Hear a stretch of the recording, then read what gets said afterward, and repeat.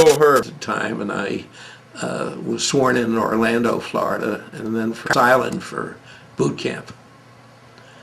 And what year did you enter the war? Well, let's see, I went in at my paper show 4/29/43. So that was April 29, 1943. And I went to Paris Island and went through boot camp training there. And then because of the fact that I had some specific training, I went up to Camp Lejeune, where they put me into a class for surveying, because I had been doing surveying in Florida. And so they had this course of about 15 guys who took the course, and there was a lieutenant who gave it who was an engineer. And when it was over, they were given apparently different stripes. I think they gave out about 5 PFC stripes and a couple of corporal stripes and 1 sergeant stripe. And I was very fortunate. I became a sergeant after going to survey school in Camp Lejeune. And because I was a sergeant, they assigned me into the engineering battalion to be in charge of recruits that were coming in for engineering training. This was part of the engineering training group at Camp Lejeune. And so I think it was every 8 weeks or so, I got a new lieutenant and a new corporal and a new platoon of recruits. And I was kind of their little mother to keep them all together. I slept in my own room in the barracks, and they had 1 wing, and I was in charge of them 24 hours a day. And what I did was, besides getting them out in the morning and giving them physical training and marching them to meals, mess hall, I marched them to these different classes. Each week they would have another specialty. One might be heavy equipment, one might be demolition. Although I had no expertise in these areas, I learned a great deal by just sitting in and marching these guys around, and it was quite an experience. And I did that for quite a while, and it was very, very enlightening and very, very good, because when you're teaching and training, it's a heck of a good opportunity for yourself to become stronger and better at whatever you do. Yeah. So were you anxious to go to war, or did you really not want to go? Well, I was actually, when I first got to Florida, I was in a rooming house, a boarding house, with a bunch of guys. We'd eat breakfast together, about, maybe 15 guys, men, and they would all get up and go to work. I went to Tampa U, and I was taking a survey course, and I was there when D-Day, not D-Day, but Pearl Harbor, when Pearl Harbor was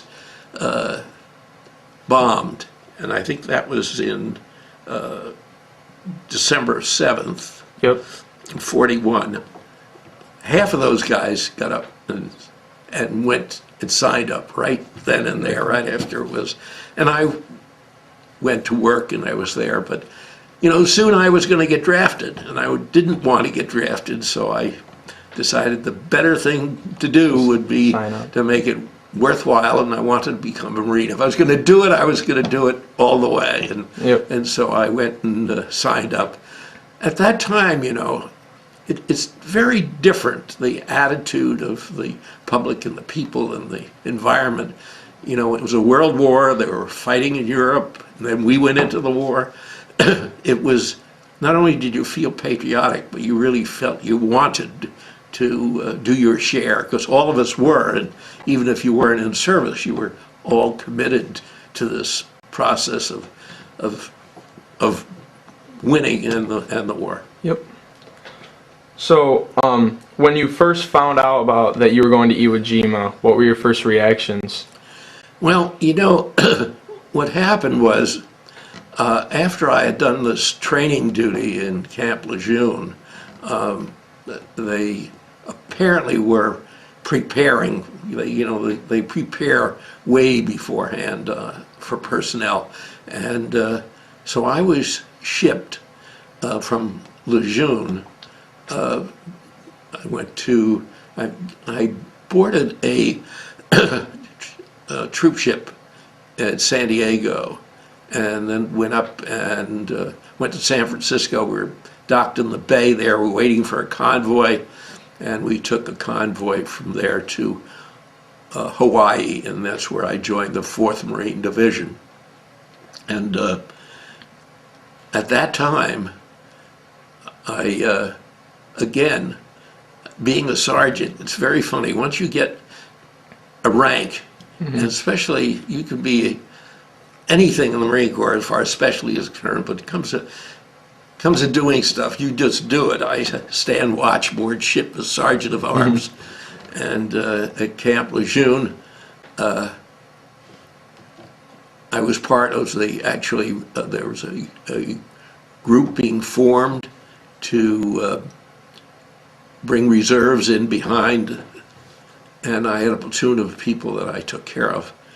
But I stood guard. I remember the New Year's Eve before, it was either Christmas, New Year's, before we went to Iwo, before we boarded.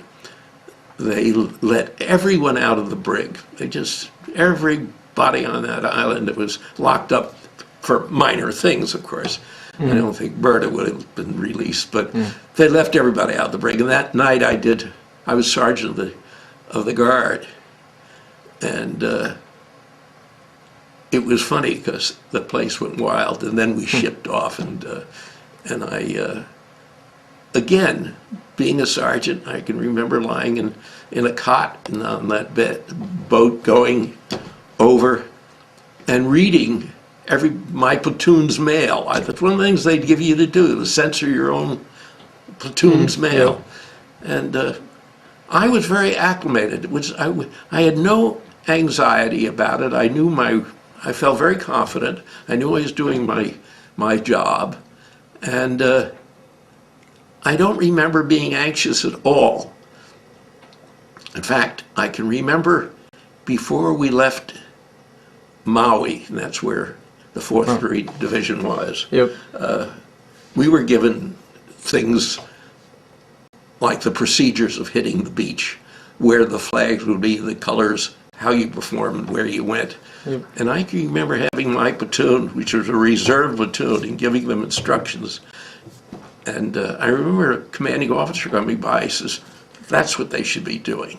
And, that gave you a great deal of confidence to know that you were doing the right thing. And so I felt very, very confident, not gung-ho, but just knowing to do what you had to do. But, when the moment comes, I can remember coming in to Iwo aboard ship and seeing for the first time, walking by and seeing all these television sets. Never saw television before, of pictures of the island itself. And I can remember that morning when light came up and I came up on deck, there was an armada of ships as far as you could see, around the horizon, all the way around. You saw nothing but ships, and you saw these battleships laying in bomb after bomb after bomb. They were just all the stuff was being thrown. And you couldn't possibly think how could anybody be living on this little island when you approached it. And I went in on D-Day +1, and I remember the first night I was still aboard ship, and they brought some casualties back. And I remember some of them didn't make it. And that night we pulled out for a little ways out, and we had a ceremony aboard that ship where they buried these guys at sea. And that was the first time the reality of what the hell was happening struck me. And the next day, when we loaded to go in, one of the guys slipped on a net, and one of the boats that were being lowered just crushed him. So now I saw 2 people die right before we went ashore. And when you hit the shore, what you do is you get down on these nets and you get into these small landing craft, and they circle around, and when they get their time to take you in, they take you in. And Iwo was nothing but black volcanic ash. And when you hit the beach, you really sunk in over your ankles and went up. And of course, our instructions were to, at that time, was to take my platoon up as far as I could and disperse them, and that's what we did. And we found holes that were there, or we made holes. Yeah. And I remember the first night that I was ashore, and in this thing, a recon with rockets on the back of it pulled up right behind me and let go of all of the rockets. And I said, this is the end of me, because they let their rockets go and they moved off. And so that I knew that I was registered if they wanted to. But nothing happened. But there was, and that's what these Japanese were in. They were on both sides of Suribachi and on the hill, and they were just laying in these mortars, large mortars that were in, so you had to be lucky. Yeah. And that is when I was scared.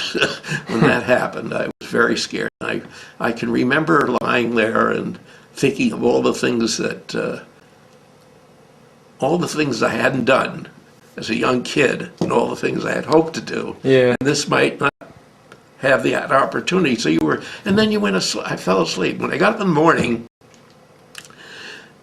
our platoon got up, and there was an officer with a checkboard, and he took each one of their names. He had the names and assigned them where they were going.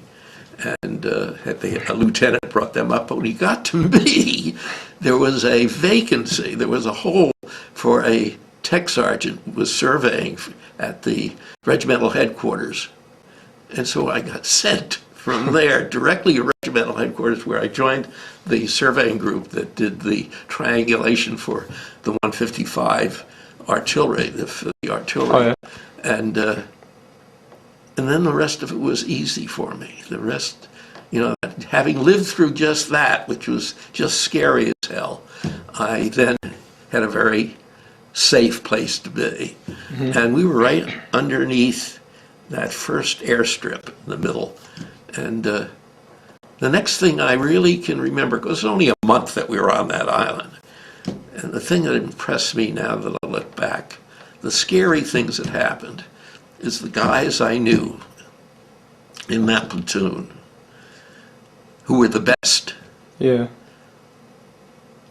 They got killed.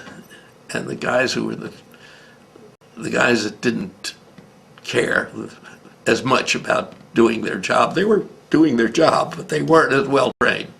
They survived. And so that's another scary thing that I always remember, that it's a very unfair type of thing to go through. But you do it, and you do what you're trained to do. In boot camp, one of the things they do is they take a young man, they give him a rifle, and they give him a bayonet, and they run him through courses and have him shout as they stab things at these poles with bags. And after a while, it's the thing to do. It's the thing to do. So I look back at it as it isn't a nice thing, even though I myself, because of the fact that I felt confident, went through all the training. I felt I had a good experience. Other than that one month on that island, things were not bad for me. But the other very thing that I always remember is that the day or two before we left the island, before we went back on that ship, they had services. They dedicated the cemetery on Iwo. And I remember sitting up on a hill looking down, and there was a flagpole. and they had around the flagpole all the dogs that they were burying. These dogs worked with the forward observers to take messengers back. And those dogs that didn't make it were buried around that flagpole. And then off to the side, I remember seeing heavy equipment where they had plowed and just laid out bodies, and you can see bodies laid out as far as you want to look. And then you realize that it was not fun and games. Yeah. And these are the guys that were left behind. And when I got aboard ship, very thing that I remember being amazed at was fresh bread and the smell of it, and being able to take a shower. Because while you're there, you go in with K rations and C rations. It's survival food. That's what it amounts to. But I got back, and the 4th Marine Division was sent back to the States, but I was only in one operation, so I didn't have enough points to go back to the States, so they sent me out to Okinawa to join a reserve group there. They sent me to join the 6th Marine Division in China. I went to Sigtao, China, which was on the Yellow Sea.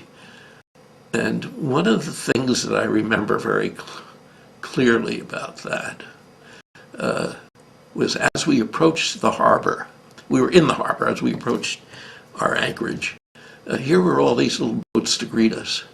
And I looked out and saw all these little boats to greeting us, and I said, isn't that marvelous, this welcoming. I looked at it as a welcoming group. And then I shortly found out that all they did was follow the boats behind to pick up the garbage. They were picking up garbage because they had nothing else to eat.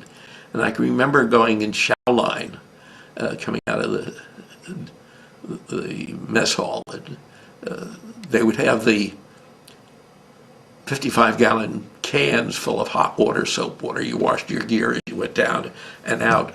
And it was fenced with a wire fence.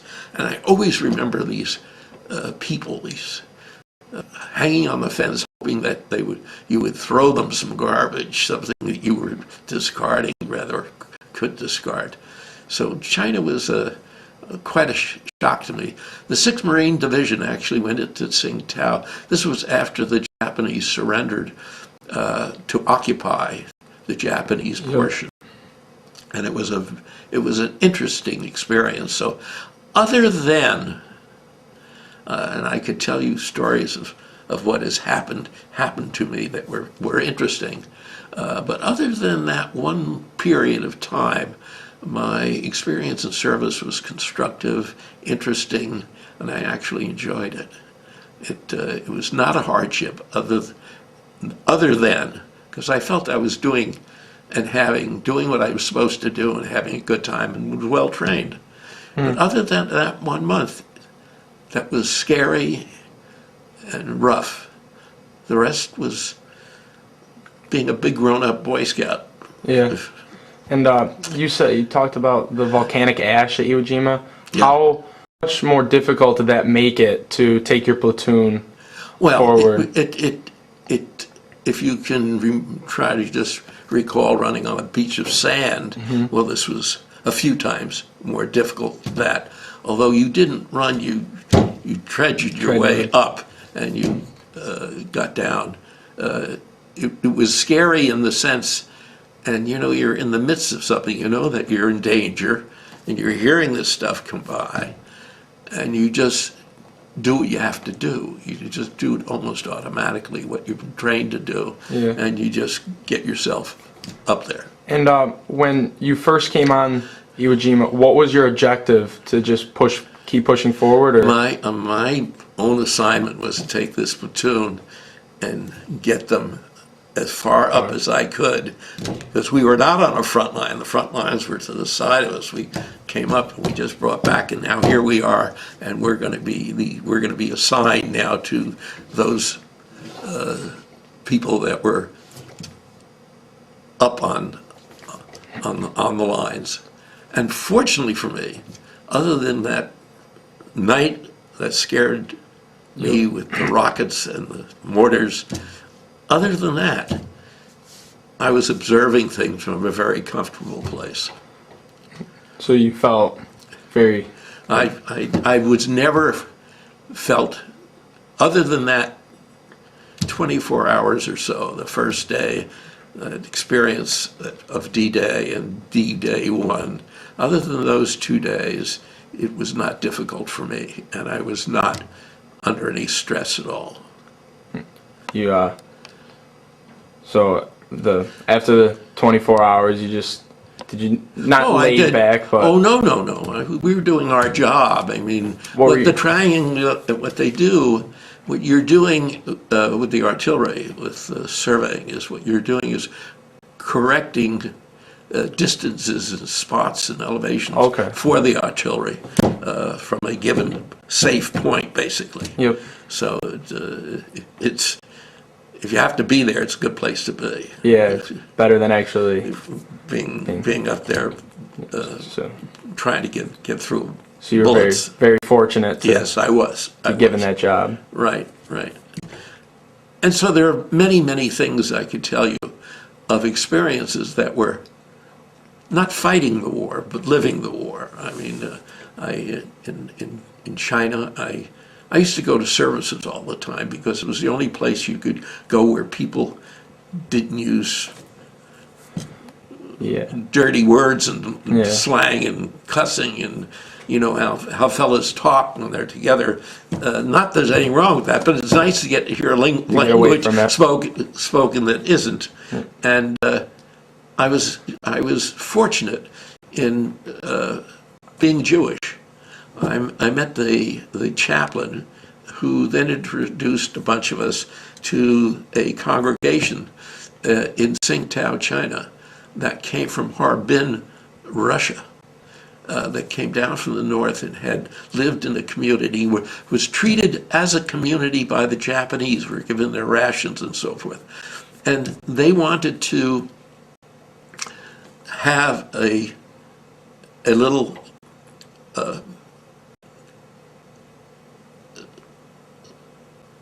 building of their own, and somebody had a storefront or something, and they converted it into a temple.